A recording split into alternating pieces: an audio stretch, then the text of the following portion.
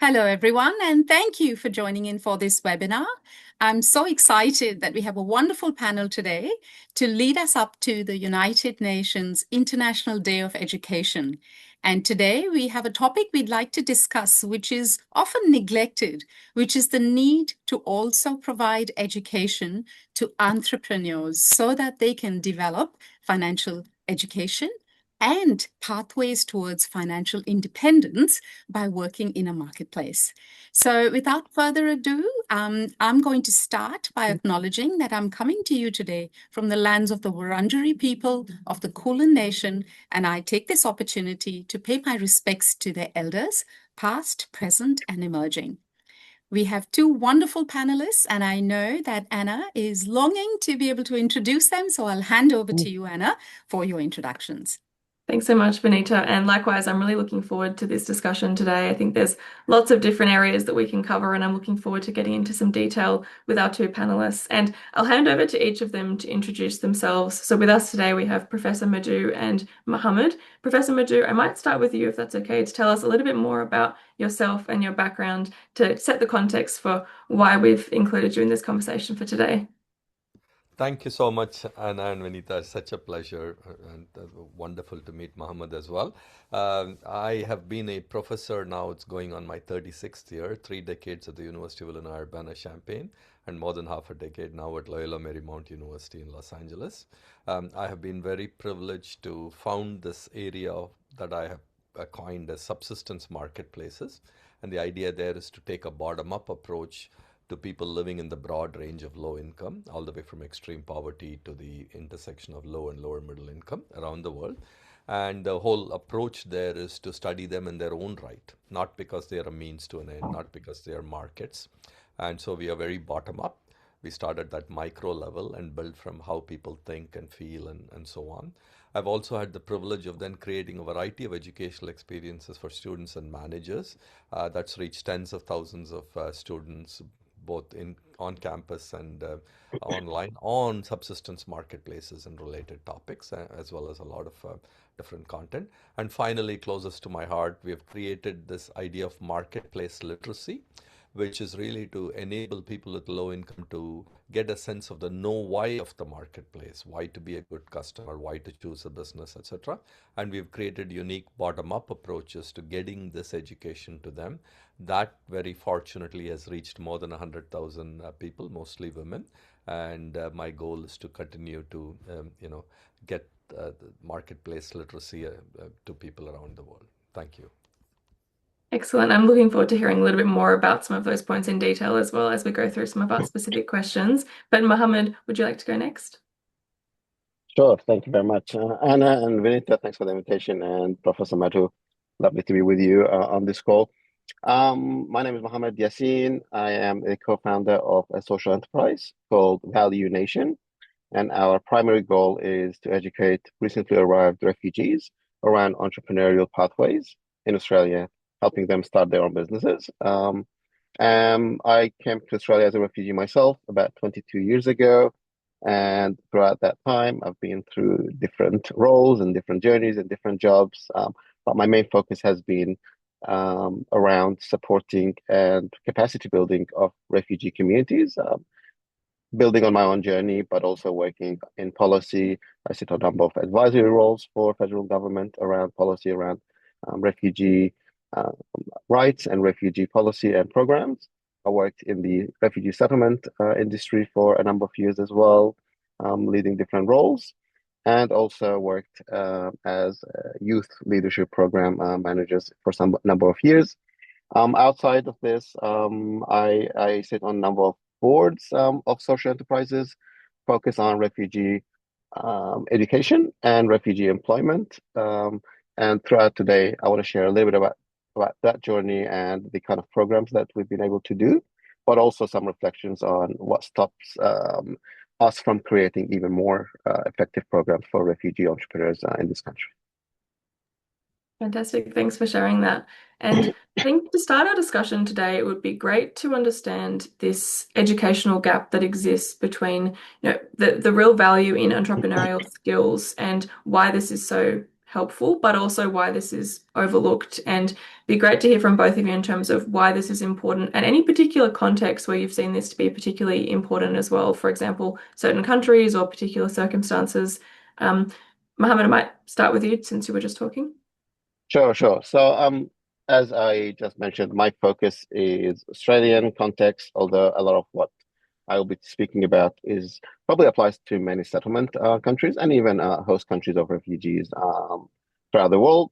And real focus is early education. So the gap that I really realized reflecting on my own journey and working in organizations that support refugees is that the entrepreneurial aspects of the economic participation is overlooked. Most of our programs focus on giving people the tools to actually achieve employment outcomes, which is great and is needed. But I believe in countries, especially a country like Australia, where it's a capitalist society, the role of entrepreneurship needs to be introduced to people way early in their journey. There are two reasons that I believe is important. One, because they're missing out on a lot of skills and experiences that they bring that could be converted into entrepreneurial ventures in a country like Australia. And sometimes we focus too much on fitting refugees, newly arrived refugees, into employment roles that are not fit for their personality, for their skills, qualifications, or experiences in the past. And that causes sometimes even trauma to people going through that misfit. And the second part, which is really what I think is also um, anyway not covered enough, is you need to present yourself even in an employment sense as an thinking through an entrepreneurial mindset because you need to compete with others, you need to show the value, you need to be able to understand the market of other jobs out there, and even that understanding sometimes is missed for people. So early entrepreneurial training for people, even if business creation is not the output of that, I believe is important because it gives people the right understanding of the systems and the society that they are in, but also the right understanding of the value that they bring and how they could kind of show that value in the marketplace of ideas, jobs, and entrepreneurial ventures. Really like that idea that it's, having that fit, and it's not necessarily just so that someone can work to their best ability, but it's also to give them that sense of purpose and understanding of how this new place that they're in, where they fit and using their unique skills as well, rather than trying to just fill a vacancy and, fit a certain box when they might have these incredible skills that are overlooked. So that's a really good start for our discussion. Madhu, did you want to add some context and perspective there as well? Yeah, I'm proud to call myself an Indian, East African, Latin American. Those are the places I work in, and we worked in southern states in India, and now I work in a poorer state in the east named Chhattisgarh. Worked a lot with the Maasai in Tanzania. Worked in Uganda in Naki Valley actually, Mohammed. So really appreciate and commend your work. And also worked in Honduras, Mexico, a number of Latin American countries, and in the US as well, both in Chicago and in southernmost Illinois. So that's kind of the context. And I'll go back almost 23 years to what I saw with the programs that were available then, that there were programs that taught people the what to buy or what livelihood to pursue, tailoring, etc. There were some programs that focused a little bit on the how to keep accounts, how to advertise, but I felt that there wasn't any education that focused on the why, the know why. Why should I be a good customer? Why should I seek value? And value itself needs understanding as to what it is. Why should I choose this business? Why should I be oriented towards a customer when I'm doing this business? When in fact I'm just trying to survive. I know how to cook. And so if for a poor woman who basically, knows how to cook from a variety of sources, the what is what to cook, the how is how to keep accounts, but the why this business, and so on. So that know why is the central gap that we found and tried to address. The second gap we found was that the way we do that, both in the content and delivery, needs to really be bottom up. It's not about me taking a textbook and then conveying a bunch of concepts. This understanding or know why has to be built from the bottom up. It has to be stitched from the bottom up. Those would be, for me, till today, the biggest gaps in all of these contexts that I've been privileged to work with. And was there anything that led you to become an educator supporting these groups? Was there something that drew your interest in that in particular? Professor, if I go back to you on that. Sure. So I started out with work on how consumers use numbers and words, and I often like to say things out aloud, mainly to myself. And one of the things I used to say is, well, half the people don't use these numbers and words and nutritional labels. And that's when I started looking at people with low literacy in the US and the problems they face as customers. But I did have this goal that I don't care what I write, but I do want what we learn to reach people. And so that's where it started. It started with helping out with an extended, food and nutrition program and the way they educated. But then it went on to this notion that I coined called marketplace literacy. And that has really been the journey. That's one part of the equation for me, and really found that even though I'm the biggest skeptic in some ways, the impact it has. It's self-confidence, it's decision making, it's sometimes entrepreneurial startups if it fits that situation. There are many reasons why women have to make so many choices and do everything, and so that's where the know why plays a role. But the other piece, and though not directly related, is I also felt that in addition to going to this different context, subsistence marketplaces, we created education for the communities, but we also created education about the communities for our students and managers. There's a tremendous unfamiliarity with this. And then what do? We go back to this top-down notion of what I already know, and therefore we have the solutions ready. And so, including actually, Mohammed, I was on the livelihood advisory board for UNHCR for a couple of years. So I created a course, not a course, a module for their employees on how to be bottom up. And because once you go in there, you are the UNHCR, you are a big entity, and therefore there are certain people who will be put in front of you. So how do you try to be bottom up in that setting? Start bottom up. Thank you, Anna. Great. Anything to add, Mohammed? Um, as I kind of put forward, my passion into this space also kind of stems from my own personal journey. As I mentioned, I came here to Australia as a refugee and went through the education system, the employment system, creating my own social enterprises and businesses, working with other social enterprises in Australia. I was actually representing part of the Australian delegation to the UNHCR's conference 3 months, 4 months ago. Um, and really kind of what surprised me in all of this is the lack of the utilization of what entrepreneurship actually brings to the livelihood of people, the mindset shift that it allows people to actually see themselves the market around them and the value that they bring to that market and the utilization of the opportunities. And I think, again, it's kind of stems from a deficit-based support system versus a strength-based support system.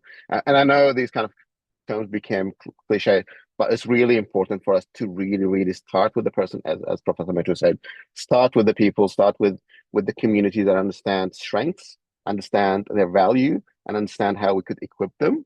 And that kind of was reflected again on my journey and working with many communities around me in Australia. I saw that need clearly. The biggest gap that I really kind of put my finger on was in settlement programs really focus on aspects of trauma, aspects of language, employment we mentioned, and really settling down. And then there were some entrepreneurial programs that really came from this is what a business plan is, and this is what the market analysis is, and this is what your finances need to look like, and so on. So there was no real introduction to the environment, the new environment that new refugees have arrived into. A lot of them don't understand the taxation system. Some of them have never paid tax in the past. Superannuation and retirement, all aspects of this new environment needs to be introduced to the people. And the kind of the enabler that allowed us, Value Nation, myself and my co-founder, who's also a refugee and long-term entrepreneur, allowed us to do this is really to take a lens of the intersection of that Venn diagram between settlement programs and let's say business or entrepreneurship program to deliver entrepreneurship programs to refugees from a settlement lens, from their experiences, reflecting on our journeys, inspiring them first, allowing them to see themselves in us, and then really kind of introduce those elements and those concepts in a very interactive and easy way, and moving through that journey with them through a longer term mentorship and guidance as well. And is there anything that you think are common themes in terms of Yep. what helps people build those entrepreneurial capacities based on what you've seen? Yep. Maybe I'll kind of touch on three or four concepts. One of them I just mentioned, which is these programs are preferably delivered by people with lived experiences. It allows people to relate first and to build that trust with the facilitator, and then move to actually utilizing the knowledge and the information and applying it. So that was something that we found very, very valuable in really kind of showing people that this is how we've done it and this is the chaos of it, both the entrepreneurship, but also the settlement and integration journey of us as former refugees and entrepreneurial venture owners. And the second one was really around a unified program. I've been through tons of pre-incubator and incubator programs for refugees, and a lot of them bring experts in different sessions to people to tell you this is the best and this is the best way to do marketing, this is the best way to do your finances. And what we found is to introduce people to these concepts, you need a much more unified thread through the whole program. So we designed the program in a much simpler language and a unified way throughout the program delivered by us with the help of the right experts with the right concepts. And the third and the fourth one was around building a community. Entrepreneurial kind of journeys are lonely journeys. So what we are able to do is to create group activities and then cohorts and then long-term group, let's say, events that allows us to kind of continue the journey. And the last one, which is very, very important, which is absolutely not on the side of any of the programs because they want the output to be business creation. Our belief is the output does not have to be business creation. As a program that we delivered to recently our refugees, after they get this knowledge, a lot of them decide that the best first step for me is actually to learn English or to get a job in that industry for 6 months or a year or two to build my capacity.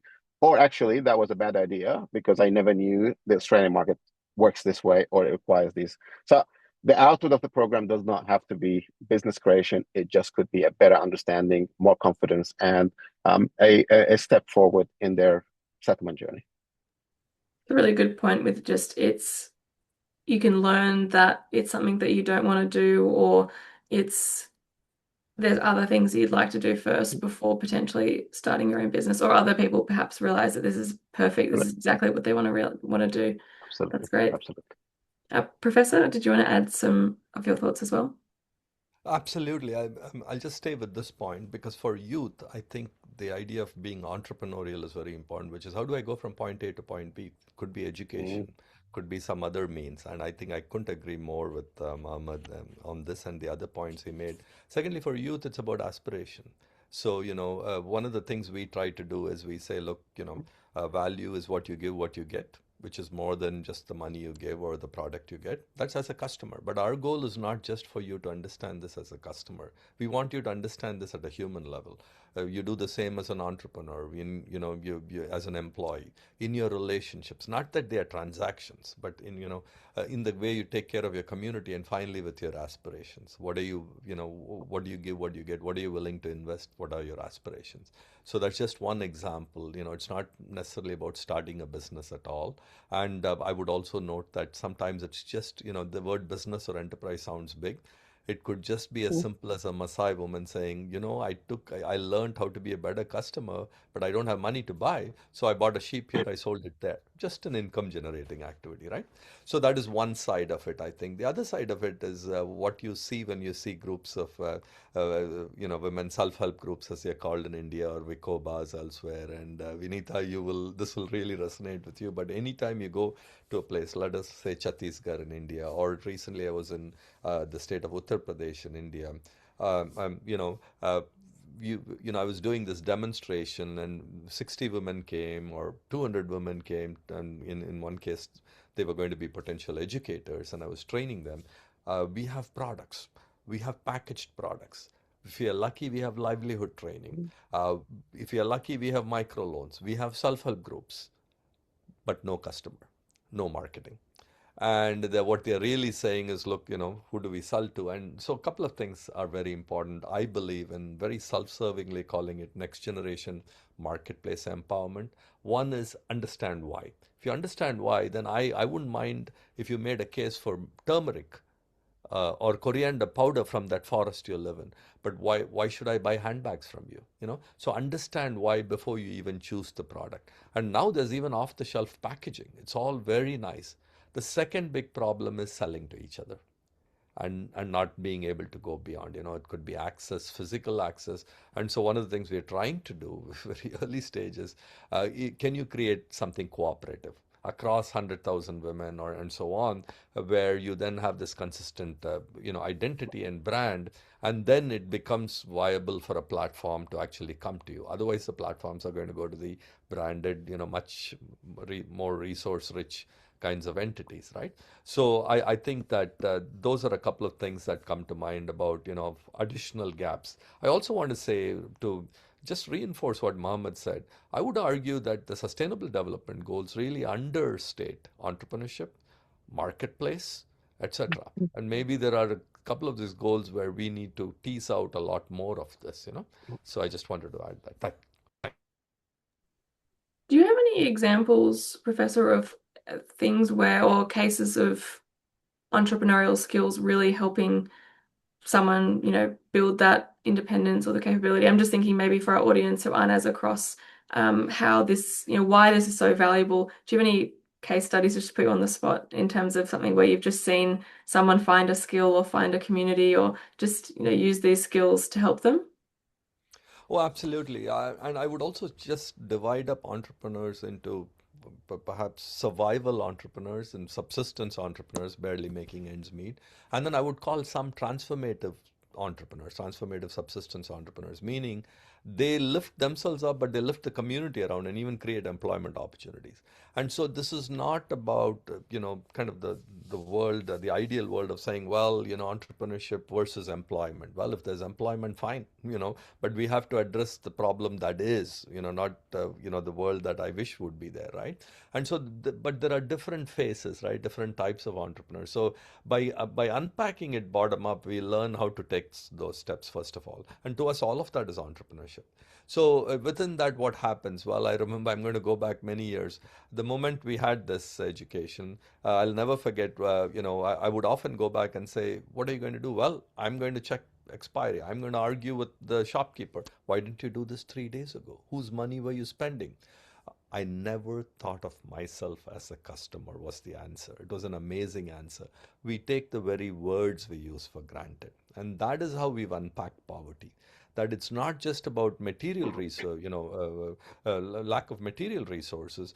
It's about, the cognitive constraints, because I also don't have an education. It's about the lack of self-confidence, even self-esteem issues in the marketplace, and so on. So that's how we've unpacked poverty itself, in my view, in quite a different way.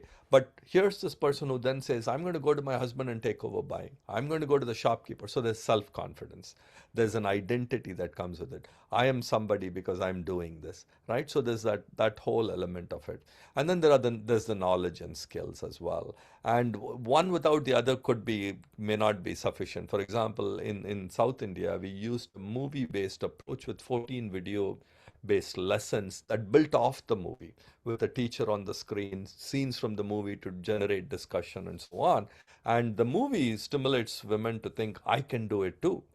But then how? And that's where the knowledge and skills come into play as well. A woman could then say, look, I'm going to start the small store. Along comes somebody with 10 times the capital who outprices them. So the woman then said, this is an actual case, well, I better move to country medicine. So it's the people at the bottom who have to keep adapting. And to do that, the know why helps, and the self-confidence helps. So I'll stop there, Anna. That's great. I think we've got a really clear theme coming through of, learning these skills. It's not just about starting a business, but it also can help with things like building confidence, that independence, to realize that it's not just them starting a business, but it could just be them realizing what it's like to be a customer and how they interact when they're making purchases, or just how they exist in the ecosystem, in the community. So really like these clear themes that are coming through from both of you. And a lot of what we talk about when we talk about financial wellness and inclusion is collaboration and how different organizations and different people and different entities can support different groups. And I'd love to understand if there are other parts of the ecosystem that either of you think could be doing more, or what they could be doing to support vulnerable groups when we think about what you've been discussing around building these skills and the capacity building. Mohammed? Yeah, sure.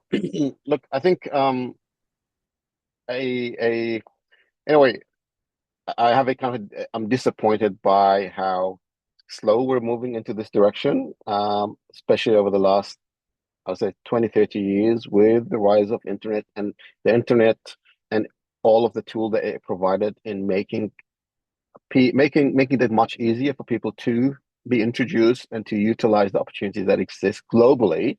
I think we're still living in the kind of in the 20th century model of employment and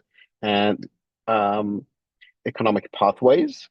And this is even more important thing now with the rise of AI and automation over the next few years, really, really, really disrupting how young people are going to be educated and then what kind of jobs they access to, disrupting what people that come to different countries, refugees moving between different countries, the skills and the qualifications that they already hold and how they could apply those skills in an environment where those skills may not be needed anymore. So I think we have an obligation to really kind of go back to basics. And as Professor Matthew said, go down and really kind of be able to introduce this concept of value, of marketplace, of of of introduction to selling and buying and marketing. Those are universal concepts that can apply in any situation.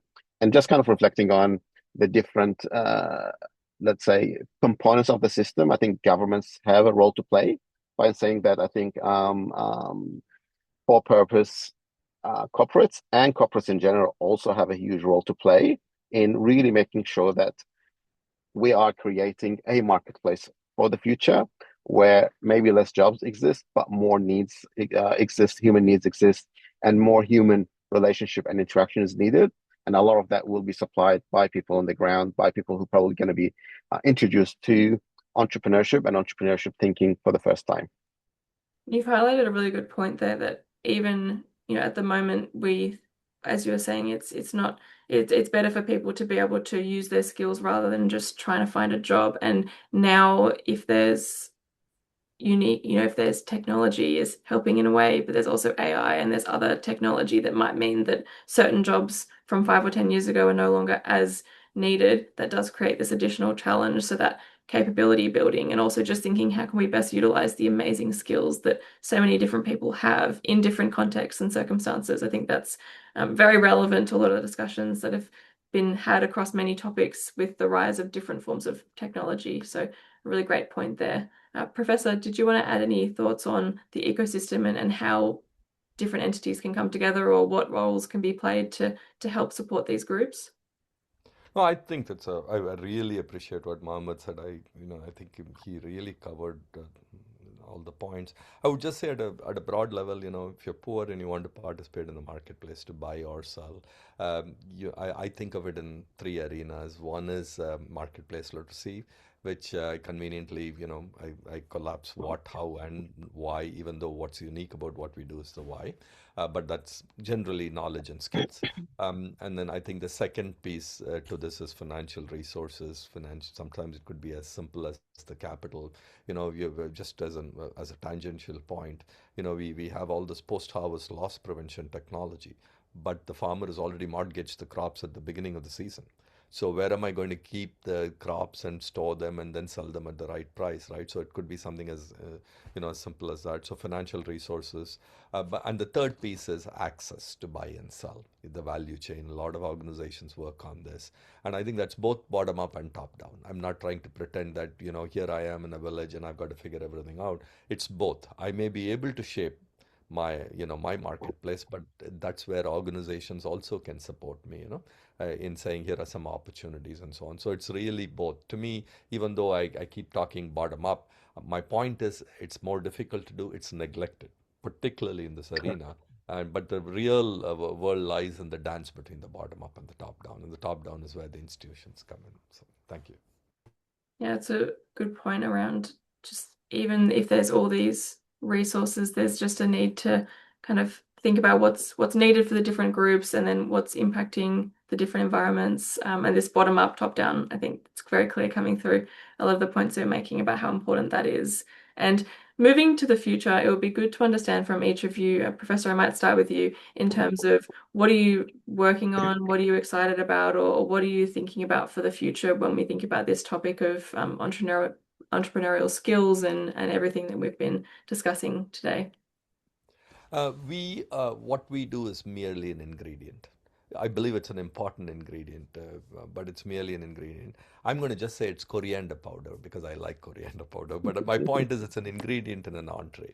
I think what Mohammed does is the entree in many ways, right? So the entire package. So, but within that ingredient, I do believe the pandemic was, horrific for many people. It was quite frustrating, in terms of the fact that we used to bring women together before the pandemic. But I did enable a new model, or certainly thought of a new model, which is this idea of low bandwidth digital content, which is narrated image diaries. And we also have them in other modalities like animation. And they are very bottom up. And there are a sequence of them that each in itself leads to a discussion. It's not lecturing, and then it kind of summarizes. We believe we have this model through which most people can become facilitators. Now, obviously, there's value to people using apps and downloading videos, but to us, the education for these groups happens when they wrestle with these concepts. So the idea then is, can we train large numbers of people to be facilitators? We think we have part of the puzzle through this narrated image diary. And the other aspect to it, because coincidentally other things came along like AI, is that we are able to customize these images to different contexts. I don't like AI images currently. They're not relatable, so we use real images. But then we are also able to take it to different languages. The one place I use AI is if I clone myself saying a few words in Hindi. Or even Spanish, then we can kind of get the rest going, and so that part of the production AI is helpful. But this is really for us an eye to the future. But again, I want to just be very, very humble. We are merely an ingredient, but we believe it's an important ingredient. Perfect. I think that's a nice image and very complimentary as well, of course, for Mohammed. Would you like to talk about yourself as the entree?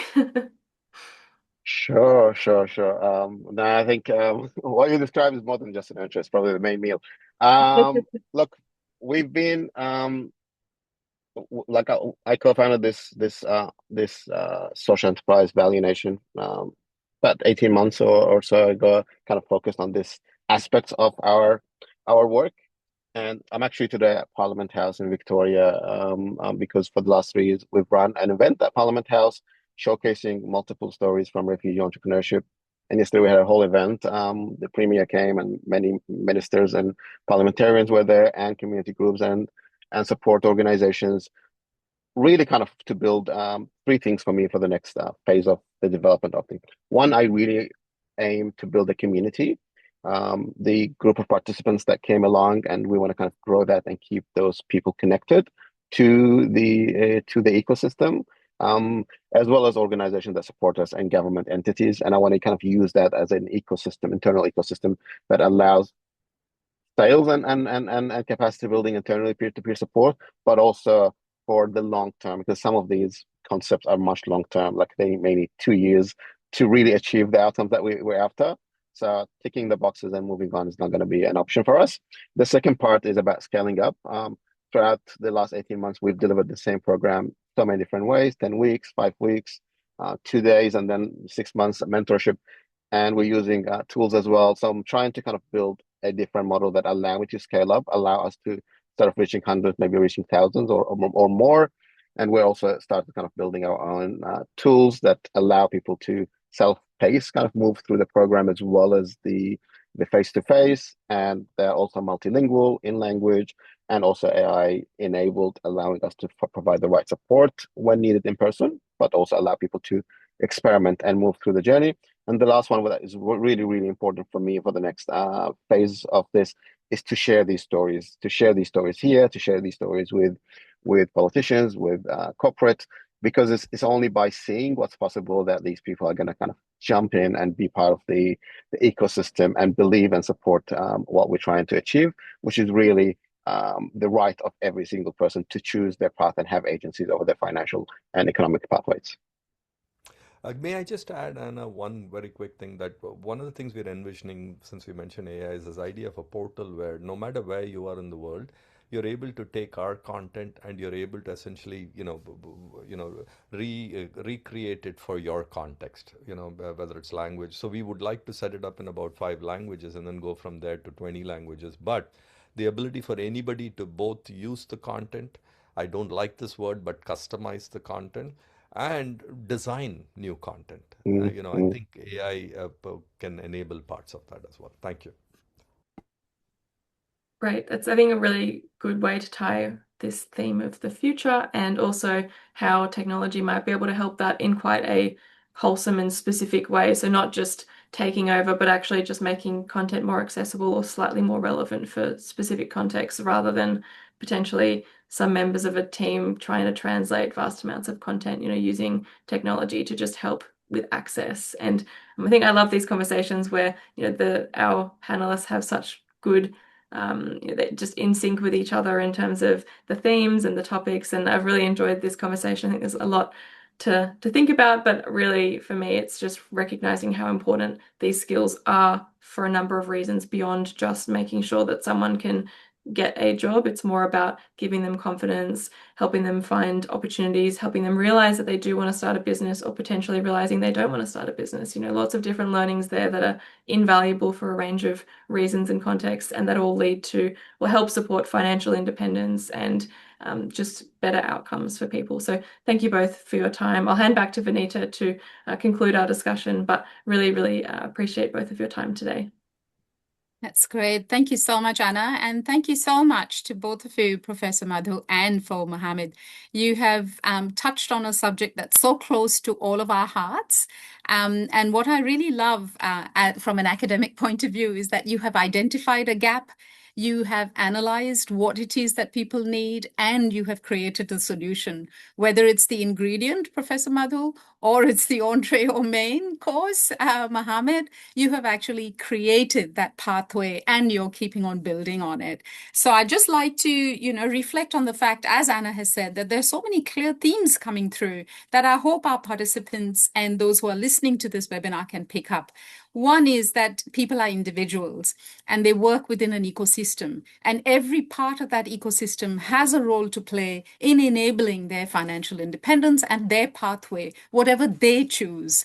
So I really love the fact that both of you have reflected on the fact that, sometimes societies create opportunities, but those opportunities may not be right for that person. So the ability to be able to educate a person so that they can pick their own pathway, which is meaningful and purposeful for them, so that they can lead a holistic life. That's the aim of what you're trying to achieve, which is fantastic across both of you.